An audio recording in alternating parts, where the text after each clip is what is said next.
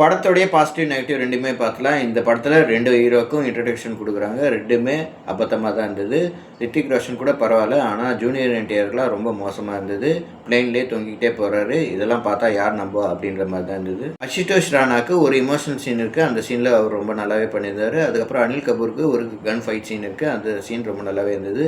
அதுக்கப்புறம் climax portion கிட்ட Hrithik ரோஷனும் junior என்டிஆருக்கும் ஒரு ஃபைட் சீன் இருக்குது. அதுக்கப்புறம் இமோஷனல் சீன் இருக்குது. அந்த சீனில் ரொம்ப நல்லாவே பண்ணியிருந்தாங்க. Car chasing fight Seenu, boat chasing fight Seenu, car ட்ரெயினில் விழுந்தது அதில் ஒரு ஃபைட் சீனுன்னு ஹாலிவுட் ஸ்டாண்டர்டுக்கு ஃபைட் சீனை எடுத்திருக்காங்க.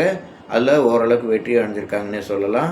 ஆனால் லாஜிக் சுத்தமாக இல்லை. இந்த படத்தில் விஎஃப்எக்ஸ் ரொம்ப சுமாராகவே இருந்தது. அதுக்கப்புறம் ஜூனியர் என்டிஆருக்கும் ரித்திக் ரோஷனுக்கும் சைல்ட்ஹுட் கேரக்டர்ஸில் 2 பசங்க நடிச்சிருக்காங்க. அந்த பசங்க ரொம்ப நல்லாவே பண்ணியிருக்காங்க. படத்தில் பல ஊர் போய் ஃபைட் பண்ணுறாங்க. Pakistan, Sri Lanka, Bangladesh, China, Japan, Myanmar, France, Russia போன்ற நாட்டில் ஃபைட் பண்ணுறாங்க. ஸ்க்ரீன் பிளே பெட்டராக இருந்தால் இந்த படம் நல்ல படம்னே சொல்லியிருக்கலாம். ஆனால் ஆவரேஜ் வாட்சாக முடியுது இந்த வார் 2. இந்த மாதிரி வீடியோ பார்க்கணும் எங்கள் சேனல் லைக் பண்ணுங்கள், ஷேர் பண்ணுங்கள், சப்ஸ்கிரைப் பண்ணுங்கள். தேங்க்யூ.